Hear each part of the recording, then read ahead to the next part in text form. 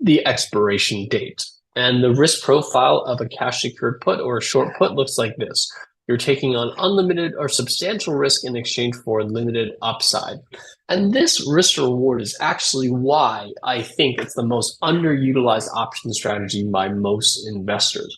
Most investors look at this payoff diagram and say, why would I want to take on substantial risk in exchange for limited upside potential? And we're going to go through some examples to help you understand exactly why you might want to do that. Okay, so I'm going to use an example here of Chewy. Chewy is currently trading at around $24.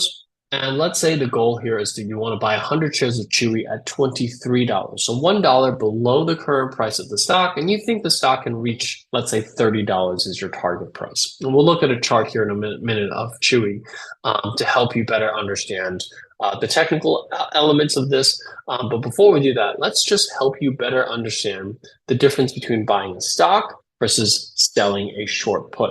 Because when you look at this diagram and you say, why would someone want to take on substantial risk in exchange for limited upside?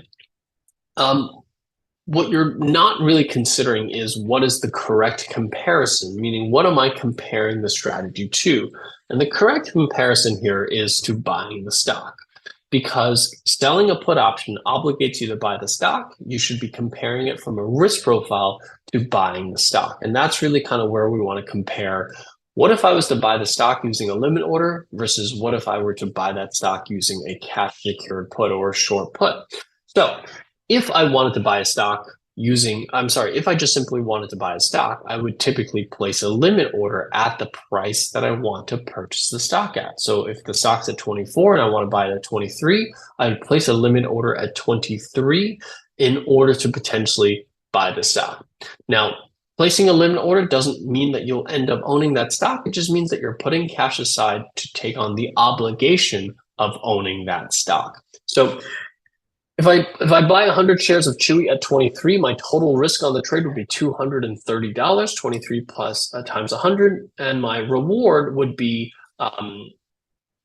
this is 2,300 and as opposed to $230, and the reward would be $700 versus $70. I apologize. That is a oversight on my side. So if I were to buy something at $23 and it rallies up to $30, my risk would be $2,300 and my reward would be $700. If I end up being executed at Chewy at 23 and the stock rallies up to the $30 mark, that would be my risk to reward on this specific trade, right? So for anyone who's traded stocks before, that should be pretty straightforward and familiar with how to calculate risk to reward.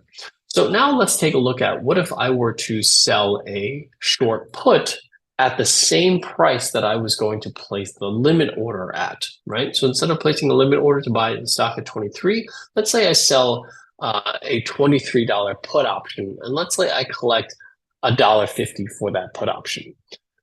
What you immediately see here, what's happening is that by collecting that $1.50, I'm immediately reducing the overall risk of my stock purchase, right? I have the same obligations to buy the stock as a limit order, but because I'm getting paid $1.50 per share to take on that obligation, my risk is immediately declines by $150. So instead of risking $2,300, I'm only risking $2,150.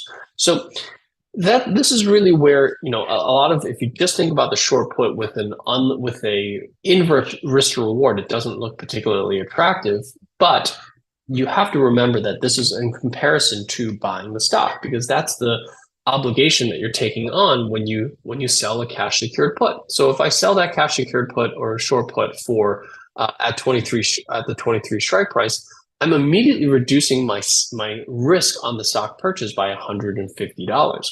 And what that does is it also at the same time increases my potential reward from $700 to $850. So the goal here is to improve my risk to reward on any stock purchase by simply using a cash secured put or a short put versus buying the stock using a limit order. You have the same obligations, but you immediately have a better potential outcome on the stock purchase.